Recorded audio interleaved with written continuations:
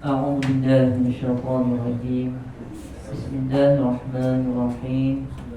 السلام عليكم ورحمة الله تعالى وبركاته. الحمد لله رب العالمين وبه نستعين على أمور الدنيا والدين. صلاة وسلاما دائمين متلازمين على نبينا مصطفى محمد صلى الله عليه وسلم وعلى آله وصحبه أجمعين. سبحانك لا علم لنا إلا ما علمتنا إنك أنت العليم الحكيم. رب اشرح لي صدري ويسر لي أمري واحلل عقدة من لساني يفقهوا قولي ولا حول ولا قوة إلا بالله العلي العظيم. أما بعد. قال الله تعالى: أعوذ بالله من الشيطان الرجيم. يا أيها الذين آمنوا كتب عليكم الصيام كما كتب على الذين من قبلكم لعلكم تتقون. صدق الله العظيم. Yang berusaha seluruh jawatan kuasa surau An-Nasriyah, pada tuan-tuan, puan-puan, sahabat-sahabat, adik-adik dan seluruh hadirin dan hadirat yang dirahmati dan dikasihi oleh Allah Subhanahu wa taala. Alhamdulillah, syukur kepada Allah Subhanahu wa taala dengan nikmat dan imannya masih lagi memelihara kita hingga ke hari ini, dan juga ke saat ini kita masih sihat dan juga mampu untuk meneruskan amal ibadah kepada Allah Subhanahu wa taala.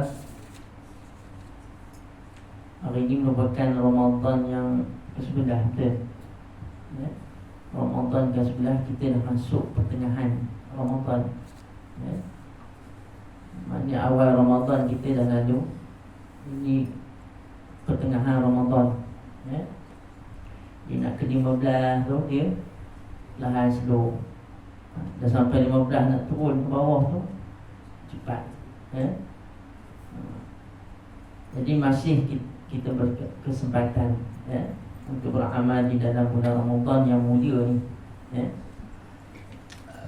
Bagi meneruskan pengajian kitab Riyadhus Shalihin ya, dan juga terjemahannya min kalami Sayyidina al-Mursalin Ta'lif Syekh Al-Islam Muhyiddin Abi Zakaria Yahya bin Sharaf An-Nawawi ya, ataupun Imam Nawawi ya, yang kita kenal dengan kefaqihan dia ya, dalam mazhab Syafi'i ya, dan dihimpunkan hadis-hadis ya. Ada yang hadis yang dinamakan amalan ya, untuk diamalkan, iaitu kitab Al-Azkar, zikir-zikir. Dan ini kitab hadis yang dihimpunkan oleh beliau, dinamakan Riyadhus Shalihin ya, yang merangkumi segala kehidupan manusia ya, dan juga terkandung fadail amal ya. InsyaAllah kita meneruskan pengajian kita pada sama-sama kita memulakan majlis ilmu ini dengan membaca umul kitab Al-Fatihah. A'udzu billahi minasyaitonir rajim. Bismillahirrahmanirrahim. Alhamdulillahi rabbil alamin. Arrahmanir rahim. Maliki yaumiddin. Iyyaka na'budu wa iyyaka nasta'in. Ihdinas siratal mustaqim. Siratal ladzina an'amta 'alaihim ghairil maghdubi 'alaihim waladdallin. Bab tentang niat dan ikhlas dalam beramal ya. Sambung pada hadis yang ke-11. Hadis yang ke-11 ya. Panjang bab niat ni. Bab niat panjang, nak bagi faham apa sangkut paut ibadah dengan niat ya. Maka dia tentulah ada kaitan ya. Yang mana tanpa niat ni Ibadah, sesuatu ibadah itu tidak akan diterima oleh Allah SWT tanpa niat. Niat pun mestilah niat tu ikhlas semata-mata kerana Allah SWT. Disebut sebagai lillahi ta'ala. Buat sesuatu lillahi ta'ala.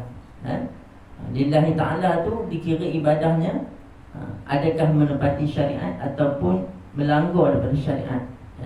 Adakah ibadah tersebut perkara yang dibenci ataupun perkara yang makruh. Jadi kita sambung perkara yang ke-11.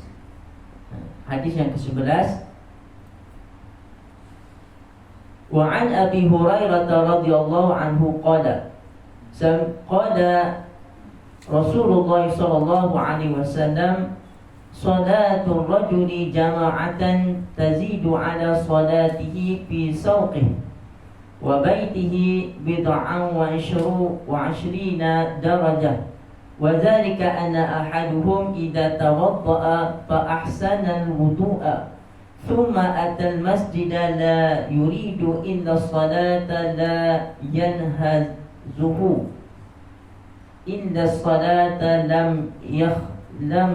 lam yakhtu khatwatan illa rufi'a lahu biha darajah wa hutta anhu biha khati'ah hatta yadkhula al-masjida fa idza dakhala al-masjida kana fi salati ma kanat as-salatu hiya tahbisuhu wal malaikatu yusalluna ala ahadikum ma dama fi majlisihi alladhi shalla fihi yaqulu Allahumma arhamhu Allahumma ighfir lahu Allahumma tub alaihi ma lam yu'zi fihi ma la yuhdis fihi. Muttafaqun alaih. Mana hadis sahih.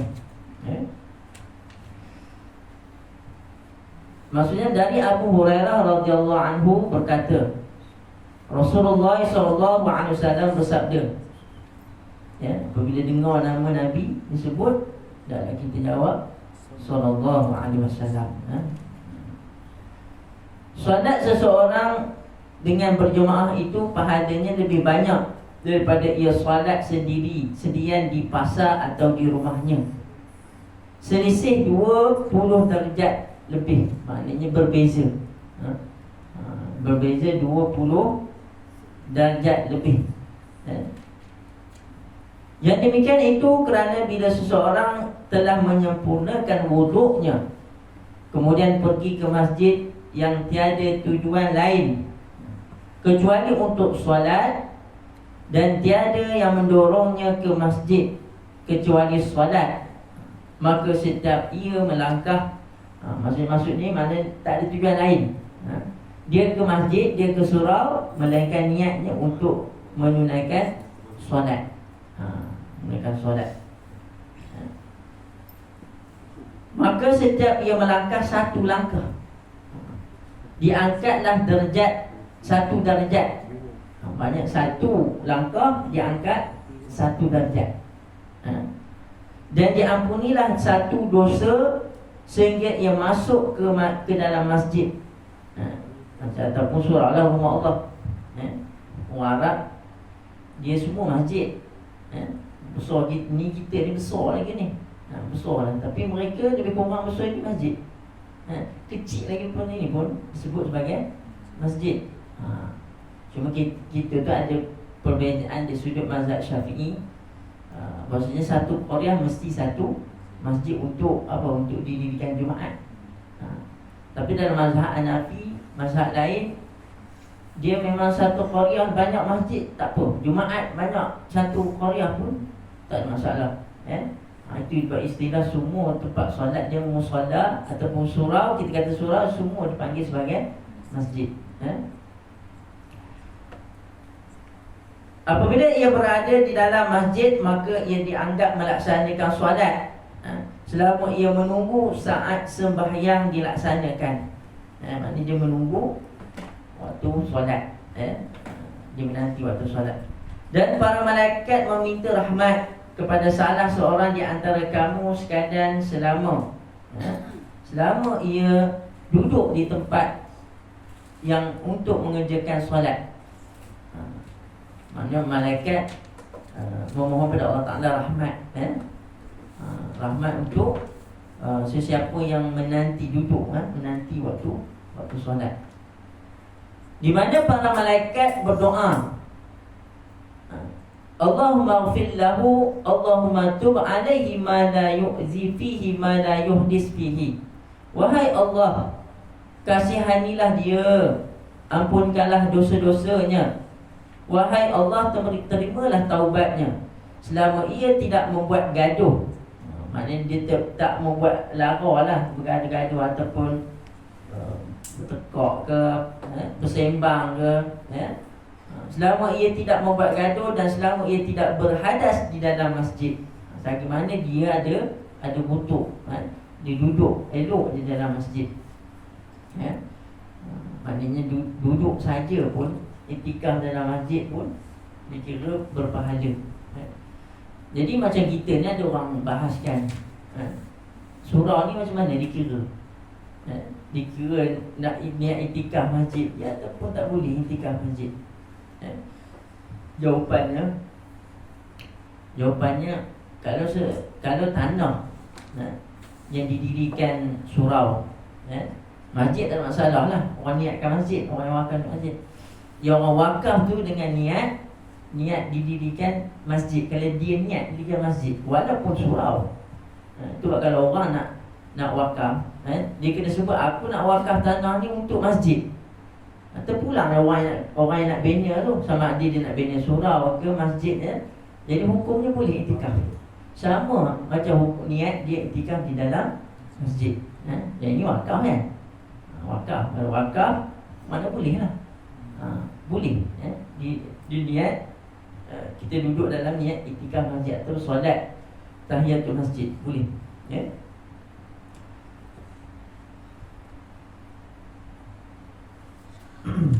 Jadi malaikat berdoa, malaikat berdoa, dan bukan bersama kita ni, hanya kita saja.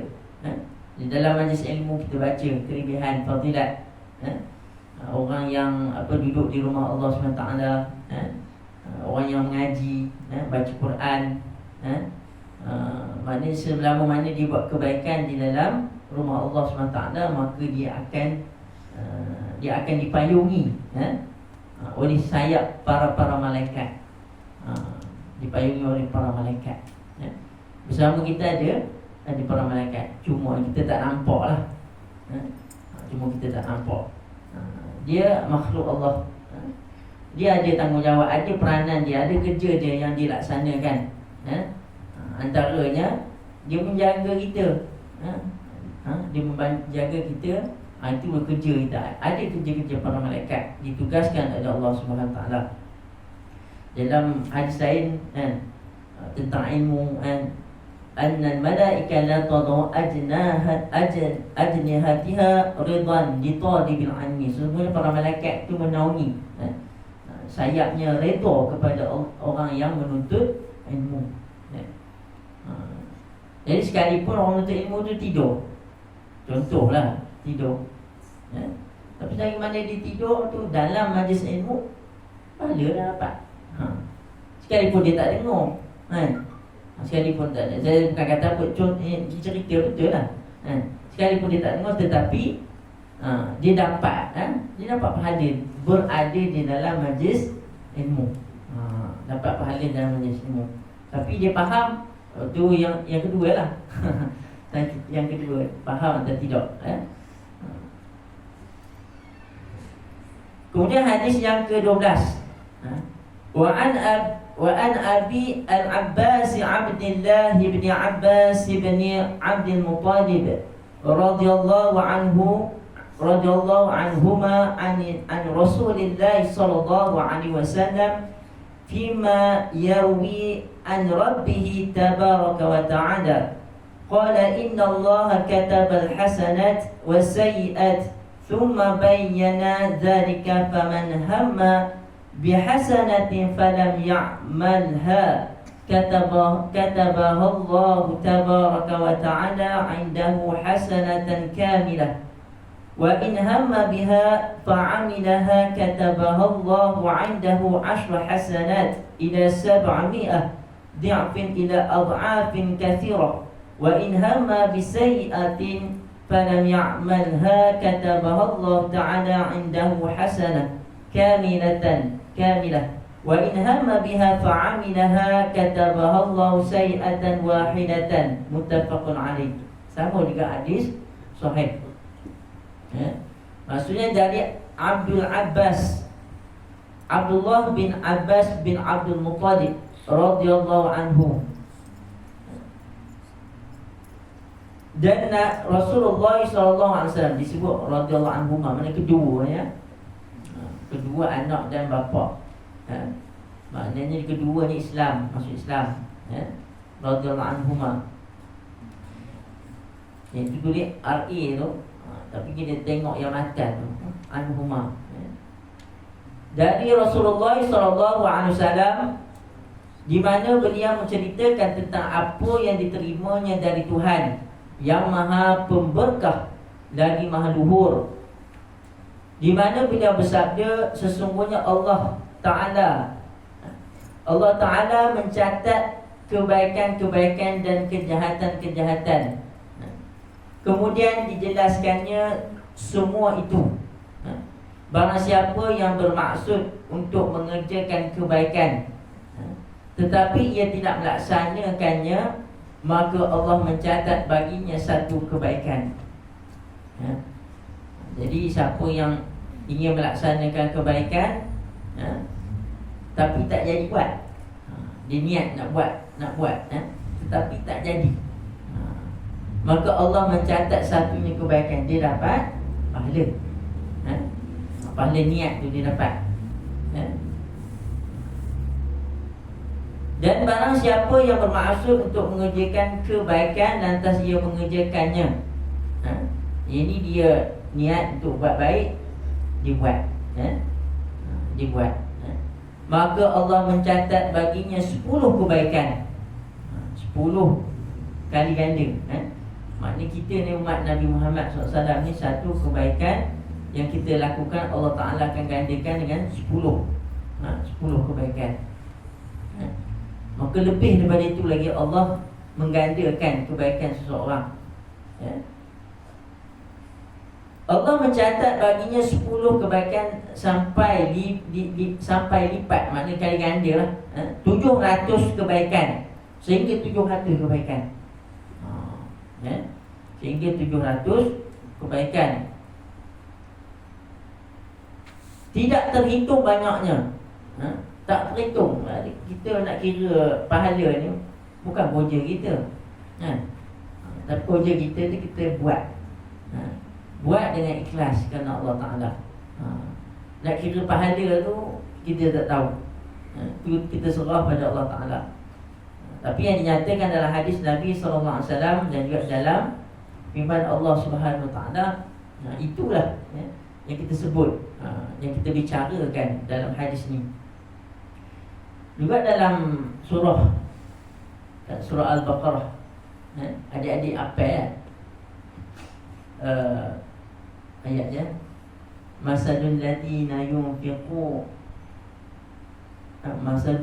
yunfiquna amwalahum fi sabilillah, dan kamathali habbatin ambatat sab'a sanabila fi kulli sumbulatin mi'atu habbah wallahu yudha'ifu liman yasha' wallahu wasi'un 'alim.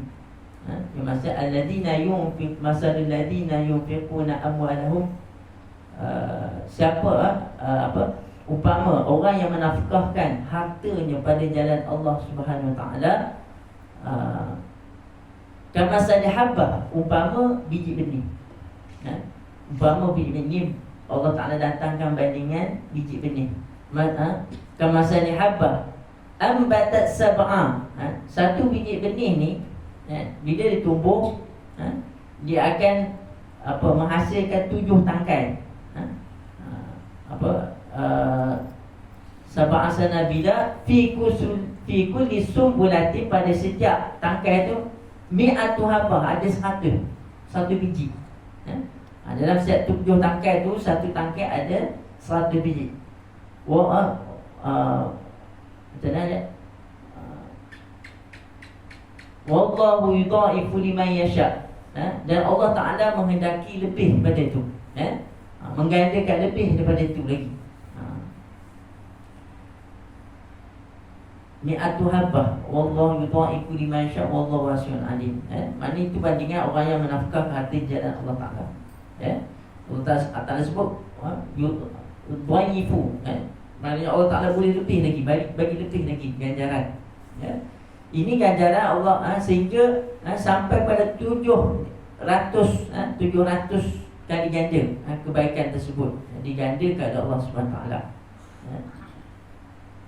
Jadi bulan Ramadan mana lebih lagi Allah Ta'ala berikan kebaikan. Dan juga malam yang disebut sebagai Lailatul Qadar, malam yang menyamai dengan 1000 bulan. 1000 bulan, maknanya ganjaran pahalanya beribadah seolah orang tu hidup berada di 1000 bulan. Bukan hidup saja, maknanya dia beramal. Upama beramal, beramal sungguh-sungguh 1000 bulan. Menyamai 1000 bulan berapa? 83 tahun 4 bulan. Ada orang ni beramal. Umat dulu mungkin lah. Pasal umat dulu umur pun ada sampai 1000 tahun, 1000 lebih. Kita umat Nabi Muhammad ni nak sampai 100 pun jenuh. Tak jumpa kan. Jadi nak cari orang yang betul-betul ibadah dapat 83 tahun 4 bulan tu agak susah. Jadi kita pun terhad kemampuan kita, masa kita, umur kita. Jadi nak dapat kesempatan ni kena rebut lah. Kena cari dalam malam Lailatul Qadar. Bukan berartinya boleh dapat malam Lailatul Qadar ni tak payah lepas tu tak ibadah lah. Cukup banyak lah. Tak payah susah lah. Tak. Itu satu pahala. Dia pahala ni kita kena banyak tak apa. Jangan rasa cukup. Udahlah cukup. Jadi kita pun tak tahu banyak mana itu yang Allah Ta'ala rahsiakan, ilmu Allah Ta'ala. Pahala kita tak boleh hitung. Yang boleh hitung, yang tahu Allah Ta'ala. Bighairi hisab, tanpa boleh kita kira. Tak terkira. Sambung lagi. Barang siapa yang bermaksud untuk membuat kejahatan tetapi ia tidak melaksanakannya, maka Allah mencatat baginya satu kebaikan. Siapa yang dia nak buat jahat, dia nak buat jahat. Adik-adik kalau ada niat untuk buat sesuatu kejahatan, kalau siapa nak buat kejahatan tetapi tidak melaksanakan kejahatan itu, maka Allah mencatat baginya satu kebaikan. Bukan tulis kejahatan. Tadi dia nak buat baik tapi dia tak buat, dia dapat satu pahala. Tapi ini orang yang nak buat jahat, dia niat lah. Kalau tadi dia niat, esok aku nak pergi balas dendam balik, nak pergi jentik telinga kawan.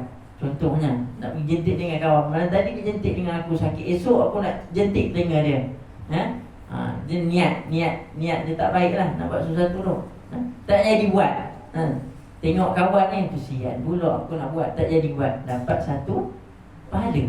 Bukan dapat satu dosa, dapat satu pahala. Itu kehebatan, kehebatan kita ni, umat Nabi Muhammad SAW. Tak jadi buat kejahatan pun dapat pahala. Tapi kena niat buat baik lah. Buat baik, baru banyak pahala. Tak jadi pun dapat pahala.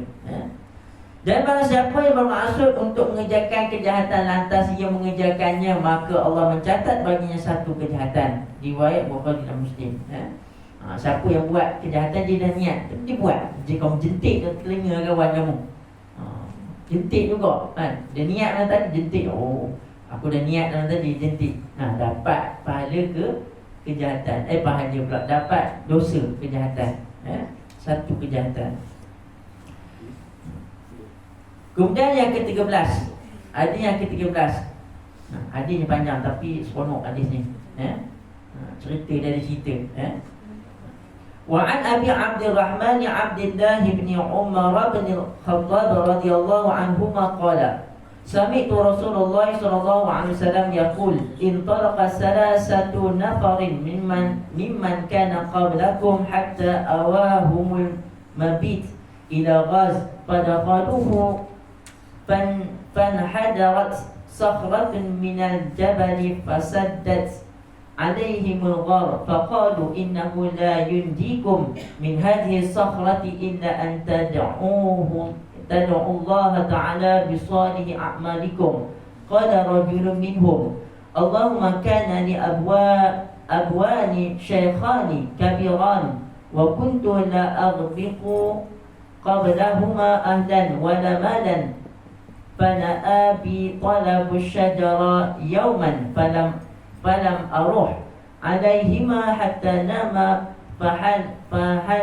fahalabtu lahuma ghabuqahuma fawajadtuhuma naimaini fakarihtu an uqidahuma wa an a'biqa qablahuma ahlan aw malan falabistu wal qadahu ala yadi intaziru istayqazahuma hatta barakal fajru wasibiyatu yatadaghawna 'inda qadamain fantayqaza fashariba wabuqahuma Allahumma in kuntu fa'altu zalika batigha'a wajhika fafarrij 'anna ma nahnu fihi min hadhihi as-sakhrati fanfajarat shay'an la yastati'una al-khuruja min qala al-akharu Allahumma innahu kanat li ibnatu ammin kanat ahabba an-nasi ilayya wa fi riwayatin kuntu uhibbuha فأشد ما يحب الرجال النساء فأردتها على نفسها فأمتنعت مني حتى ألمت بها سنة من السنين فجاءتني فأعطيتها 20 مئة دينار على تخلي بيني وبين نفسها ففعلت حتى إذا أقدرت عليها وفي رواية فلما قعدت بين رجليها قالت اتق الله ولا تفض الخاتم إلا بحقه فانصرفت عنها وهي أحب الناس إلي وتركت الذهب الذي أعطيتها اللهم إن كنت فعلت ذلك ابتغاء وجهك فافرج عنا ما نحن فيه فانفرجت صخرة غير أنهم لا يستطيعون الخروج منها وقال الثالث اللهم استأجرت أجراء وأعطيتهم أجرهم غير رجل واحد ترك الذي له وذهب فثمرت أجره حتى كثرت منه الأموال فجاءني بعد حين فقال يا عبد الله أدي إلي أجري فقلت كل ما ترى من أجرك من الإبل والبقر والغنم والرقيق فقال يا عبد الله لا تستهزئ بي فقلت لا تستهزئ بك فأخذه كله فاستاقه فلم يترك منه شيئا اللهم إن كنت فعلت ذلك ابتغاء وجهك فافرج عنا ما نحن فيه فانفجرت الصخرة فخرجوا يمشون متفق عليه. Panjang hadisnya. Jadi kita nak belajar hadis kena baca hadis, baca matan, baca matan.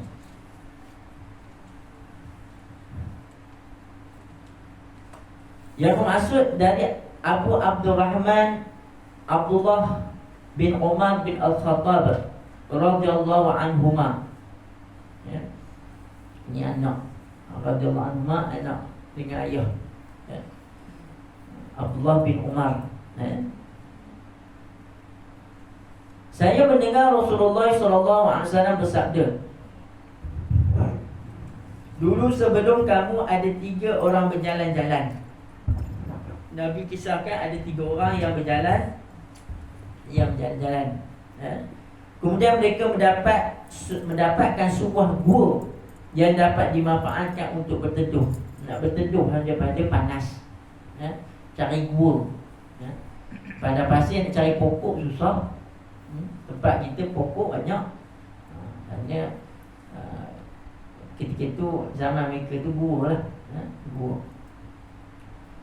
yang dapat dimanfaatkan untuk berteduh. Maka mereka pun masuk ke dalamnya. Kemudian tiba-tiba ada batu dari atas bukit yang mengelinding, yang ini mana bergolik kot, dan menutupi pintu gua itu sehingga mereka tidak dapat keluar. Hingga mereka terperangkap di dalam gua. Salah seorang di antara mereka berkata, sesungguhnya tidak ada yang dapat menyelamatkan kamu sekalian dari bencana ini kecuali bila kamu sekalian berdoa kepada Allah SWT dan menyebutkan amal-amal soleh yang pernah kalian perbuat. Caranya seseorang tu daripada kalangan 3 orang berkata, melainkan nak buka ni kita kena tawasul. Tawasul dengan amalan soleh. Tawasul dengan amalan soleh. Amalan ni lah amalan mereka tu. Dia ini bab tawasul, masuk dalam bab niat, bab ikhlas. Tawasul apa? Tawasul ni apa dia? Perantaraan untuk menyampaikan sampai kepada Allah Subhanahu Taala. Wasilah disebut sebagai wasilah. Jalan, jalan untuk sampai kepada Allah Subhanahu Taala. Maknanya tawasul dengan amalan tak ada masalah. Tawasul dengan amalan tak ada masalah. Ada tawasul ni yang dibolehkan, tawasul dengan keberkatan ataupun dengan orang yang dekat diri dia dengan Allah Subhanahu Taala. Contohnya kita bertawasul ni, amalan ni tak ada masalah. Bertawasul dengan orang alim. Orang alim, contohnya kita pergi di suatu makam orang alim, yang alim di sini berbanyak, tuan-tuan, banyak makam orang alim ni. Saya dah pergi ziarah. Antaranya makam Tok Tambak di Pulau Pisang. Itu orang alim tu karamah, ada karamah. Saya kaji cerita tu, ada cerita, ada tulis kat situ, baca. Dalam buku-buku ada Tok Tambak. Said, keturunan Said apa? Tuan-tuan lebih tahulah, ada keturunannya. Kemudian makam di Teluk Payang tu apa? Habib apa? Habib Samsudin. Itu orang karamah. Tok saya tu pernah jaga dia. Pernah jaga dia, tolak kursi roda. Tapi tok saya dah meninggal lah, baru meninggal. Dia antara yang jaga, Habib Samsudin. Kemudian banyak lagi boleh cari makam-makam wali-wali Allah Ta'ala. Antara kita boleh ambil tawasul. Tawasul, bukan kita minta. Jangan kita minta, wahai wali Allah, berikan aku beri ampunkan dosa aku, anak aku nak periksa ni, tolong beri hidayah. Tak boleh. Jangan minta kat dia. Minta ya Allah. Ya Allah, cara ya Allah, dengan keberkatan hamba-Mu yang soleh, yang alim ini, yang Engkau sayangi ini, Engkau kurniakan kepada aku apa? Engkau ampunkanlah dosa aku, Engkau kurniakanlah aku. Kita minta dengan Allah Ta'ala. Dengan apa? Bertawasul. Boleh. Jangan minta pada orang yang dah mati. Walaupun ada orang yang apa, minta bukan-bukan, kita jangan buat. Minta nombor ekor tu salah. Dia tu minta dengan orang mati. Itu tak boleh. Ada yang cara dulu orang Arab banyak buat gitu, berlebih sangat. Tak betul. Ambil duit masuk dalam cermin kubur, masuk. Dia niat apa tak tahulah. Itu tak boleh lah. Yang disuruh kita berdoa. Memohon kepada Allah SWT dengan keberkatan hamba-Mu yang soleh ini, maka kurniakanlah aku gini minta kepada Allah Ta'ala. Minta benda yang baik, yang minta mengarut, dia bukan-bukan, tu tak boleh. Bertawasul boleh, boleh. Macam kita baca Yasin, baca Yasin, kita buat tahlil, itu tawasul, tawasul. Kalau orang kata mana hujah boleh buat tahlil, boleh buat apa, tahlil berdoa untuk orang dah mati, mana dalil? Kita kata itu tawasul. Kita bertawasul dengan apa? Dengan amal yang kita buat, zikir yang kita buat, amal yang kita buat. Kita berdoa, mohon pada Allah Ta'ala supaya zikir doa tu sampai kepada kita mohon, ya Allah Tuhanku, sampaikan pahala ini kepada si mati. Boleh. Itu nak kata nak soalannya boleh ke tidak? Boleh. Kalau ada orang kata tak boleh, itu puak sanalah, kata tak boleh. Cuma apa, dalam hadis ada disebut iza mata ibnu Adam in qata'at amaluhu illa bisalasin. Maknanya terputus apabila mati anak Adam terputus 3 perkara. Terputus 3 perkara, iaitu apabila dia mati terputus 3 perkara, terputuslah segala amalnya melainkan 3 perkara. Yang disebut pertamanya amal soleh, keduanya ilmu yang memberi manfaat, yang ketiga doa sedekah jariah. Semoga sedekah jariah, ilmu yang memberi manfaat, doa anak soleh. Dan doa anak soleh itu sampai terus. Yang layaknya doa anak yang soleh itu sampai kepada mak ayah. Tapi kita kena faham betul-betul, berbakti kepada mak ayah ni bukan time hidup saja. Tanggungjawab anak bukan semasa hidup aja berbakti pada mak ayah. Dia jaga mak ayah, dia tanggung beri nafkah. Lepas mak ayah meninggal dunia pun dia kena melaksanakan tanggungjawab juga. Antaranya apa? Dia bersedekah dengan niat, inilah sedekah aku untuk mak ayah aku, niat untuk mak ayah. Gitu.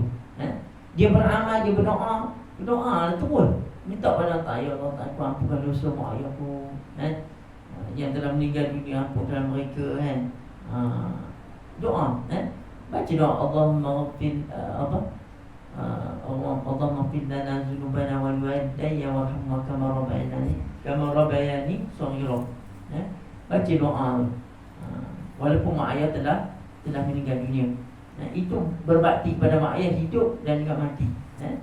Jangan kata dah mati tak payahlah. Yang lebih layaknya sampai pahala tu anak tu sendiri. Anak sendiri lebih layak. Anak tu kena buat dulu. Dan kadang-kadang jumpa orang buat majlis tahlil, tapi anak tahu mana pergi. Tak ada dalam majlis tahlil. Sepatutnya dia lebih layak lagi.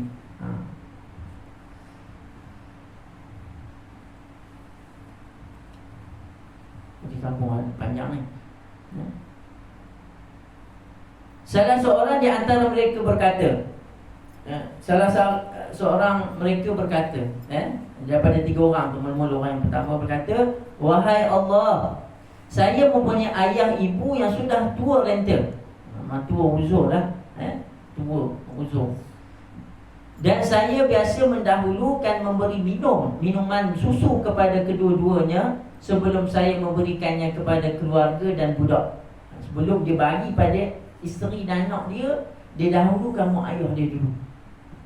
Ni laki ni, laki dia dahulukan apa-apa mak ayah dia dulu, barulah isteri dan juga anak-anak dia. Ni bagusnya orang. Pada suatu hari saya terlambat pulang dari mencari kayu, dan saya temui keduanya sudah tidur. Dia terlewat. Saya terus memerah susu untuk persediaan minum keduanya. Kerana ku dapatkan keduanya telah tidur, maka saya enggan untuk membangunkannya. Dia pun tak kejut mak ayah dia. Dan saya pun tidak akan memberi minum susu itu baik kepada keluarga maupun kepada budak sebelum saya memberi minuman kepada ayah bunda. Saya tunggu ayah bonda hingga terbit fajar, barulah bangun. Keduanya itu serta kuberikan minuman susu kepada keduanya. Padahal sejak malam anak-anak saya menangis teresak-esak dengan mengelilingi kaki saya. Wahai Allah, jika saya berbuat seperti itu kerana mengharapkan redha-Mu, maka geserkanlah batu yang menutupi gua ini. Maka bergeserlah sedikit batu itu, tetapi mereka belum bisa keluar dari gua itu. Maka kita buka sikit. Buka sikit tak boleh keluar lagi. Tak boleh keluar lagi. Lubang kecil tak muat lagi badan, tak boleh keluar lagi. Ini tawasul orang yang pertama. Tawasul orang pertama. Kita boleh tak tawasul? Kita cuba fikir, ingat balik, ada tak amalan kita yang kita buat, yang amalan kita betul-betul kita ikhlas, yang paling terbaik sekali kita buat? Cuba tuan-tuan fikir, ada tak? Yang kita buat amalan ni kan, berbanding amalan lain, amalan ni kita buat betul-betul. Contohnya kita pernah tolong orang, orang minta tolong kita, orang minta tolong kita, jadi kita pun ikhlas tolong. Orang pun tak bagi apa pun, orang pun tak bagi duit, tak bagi upah, tapi kita tolong dia ikhlas. Kan memang ikhlas kerana Allah Ta'ala. Boleh kita tawasul dengan perbuatan yang kita buat. Contohnya, ya Allah yang Tuhanku, ini tawasul lagi, tawasul amalan. Sebelumnya aku pernah buat baik, aku pernah baik, aku tolong orang tu ikhlas kerana-Mu ya Allah. Engkau bantulah aku, Engkau bantulah aku, Engkau berikan aku kebaikan dalam kehidupan aku, murahkan rezeki aku. Mana kita bercerita, kita bercakap dengan Allah Ta'ala. Cakap dengan Allah Ta'ala ni, Allah tahu tak? Kalau kita tak cakap, Allah tahu tak? Allah tahu. Allah tahu. Sebagaimana Allah Ta'ala berdialog dengan Nabi Musa. Wa ma tilka biyaminuka. Apa yang ada kat pada tangan kamu wahai Musa? Nabi Musa kata, ni tongkat. Allah Ta'ala tahu tak di tangan Nabi Musa ada tongkat? Allah Ta'ala bukan sakat tahu benda yang zahir, benda yang kita tak nampak, rahsia Allah Ta'ala tahu. Allah Ta'ala tahu segala-galanya. Ilmu Allah, pengetahuan Allah Ta'ala sangat luas. Tetapi kenapa kita kena sebut? Allah suka hamba ni yang merintih merayu, doa, ya Allah, tolong aku. Allah Ta'ala suka kita ni mengadu, mengadu. Jadi jangan kata tak payah doa. Allah tahu apa yang kita nak. Kita tawasul, kita buat. Kerana Allah Ta'ala suka kita yang merintih-rintih. Macam kita mengadu pula. Kalau mengadu dengan manusia ni, orang kata ngadu, nak manja lebih, nak perhatian. Tapi Allah tidak begitu. Allah Ta'ala suka kita ni manja, mengadu dengan Allah Ta'ala. Nak manja boleh lah, manja dengan suami, tapi lebih-lebih sangat. Atau suami manja dengan isteri boleh lah, tapi bukan boleh 24 jam yang dia. Mana adalah time dia kan. Tapi kita dengan Allah Ta'ala bila boleh tengadu pada Allah Subhanahu Ta'ala. Itu orang yang pertama. Terbuka lah pintu gua. Kemudian yang lain berkata, orang yang kedua, wahai Allah, sesungguhnya saya mempunyai saudara sepupu yang sangat saya cintai. Pada riwayat yang lain dikatakan saya sangat mencintainya sebagaimana lazimnya orang laki-laki mencintai orang perempuan. Kemudian saya ingin berbuat zina dengannya, tetapi ia selalu menolaknya. Sedang beberapa tahun ia tertimpa kesulitan. Kemudian datang kepada saya dan saya berikan kepadanya 120 dinar. Banyak tu, 120 dinar. 1 dinar pun berapa lah, 120 dinar. Dan ia sanggup menyerahkan dirinya untuk diperlakukan apa saja oleh saya, kapan saya, bila saya menginginkan. menginginkannya. Mana kapan boleh lah. Maksudnya boleh saja saya menginginkan. Pada riwayat yang lain dikatakan kemudian ketika saya berada di antara kedua kakinya, ia berkata, mana dekat-dekat nak berlaku zina tu, takutlah kamu kepada Allah. Dia pun berkata, takutlah kamu kepada Allah. Ittaqullah. Takutlah kamu kepada Allah. Dan janganlah kau sobekkan selaput darahku kecuali dengan jalan yang benar. Kemudian saya meninggalkannya pada hadiah adalah seorang yang sangat saya cintai, dan saya relakan emas dinar yang kuberikannya kepadanya. Jadi dia tak jadi berzina. Jadi emas itu dibagi pada sepupunya perempuan tadi. Wahai Allah, jika saya berbuat seperti itu kerana mengharapkan redha-Mu, maka geserkanlah batu yang menutupi gua ini. Maka bergeserlah batu itu, tetapi mereka belum boleh keluar dari gua itu. Maka terbuka sikit lagi. Ini dia bertawasul dengan apa? Dia meninggalkan maksiat.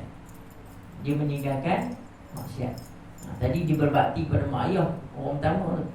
Yang keduanya dia bertawasul dengan dia meninggalkan maksiat, sehingga dia tak jadi berzina. Itu orang yang kedua. Kemudian orang yang ketiga berkata, wahai Allah, saya memperkerjakan beberapa karyawan. Asalnya orang bekerja. Orang bekerja dengan dia, kuli lah. Kuli pekerja. Semuanya saya gaji dengan sempurna, kecuali ada seorang yang meninggalkan saya dan tidak mahu mengambil gaji yang lebih dahulu. Dia beritahu gitu dia. Ada seorang pekerja tu, dia tak ambil gaji. Dia beritahu gitu dia. Sehingga tuannya pun tak bagilah duit kat dia. Kemudian gaji itu saya kembangkan sehingga menjadi banyak. Kemudian dia buat modal lah. Dia buat modal untuk kembangkan perniagaan. Mana dikembang, yalah, buat bisnes lah. Ternak kambing ke apa kan, yang dibuat, dikembangkan bisnes dengan gaji, gaji apa pekerja dia tu.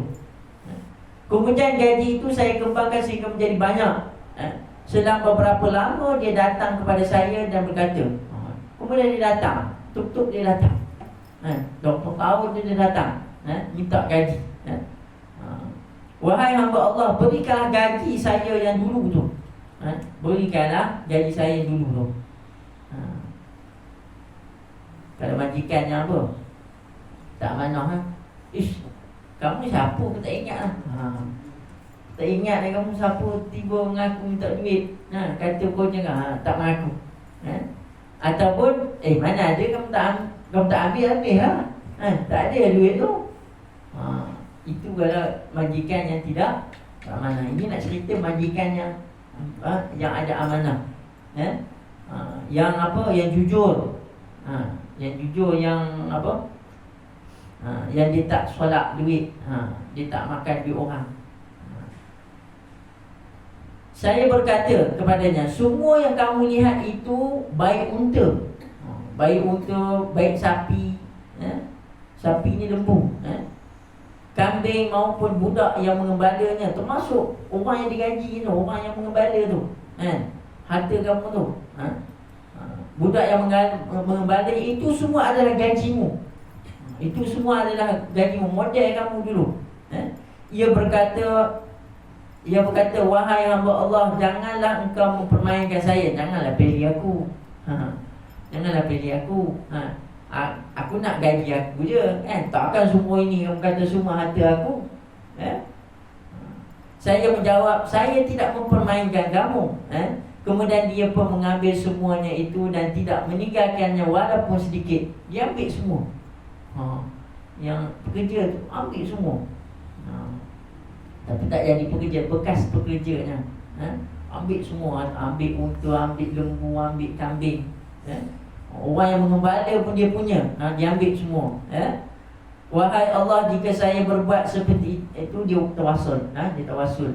Yang ketiga, wahai Allah, jika saya berbuat seperti itu kerana mengharapkan redha-Mu, maka geserkanlah batu yang menutupi pintu gua ini. Maka bergeserlah batu itu dan mereka pun bisa keluar dari gua. Riwayat Bukhari dan Muslim. Yang hadis sahih. Ini cerita ketiga-tiga orang tadi. Tiga-tiga orang tadi terperangkap dalam gua, maka dengan mereka bertawasul, Allah Ta'ala bantu mereka, Allah Ta'ala buka pintu gua. Tawasul dengan perbuatan baik, dan tetap bertawasul dengan meninggalkan maksiat. Jadi ceritanya boleh lah, boleh kalau kita bertawasul, begitulah cara.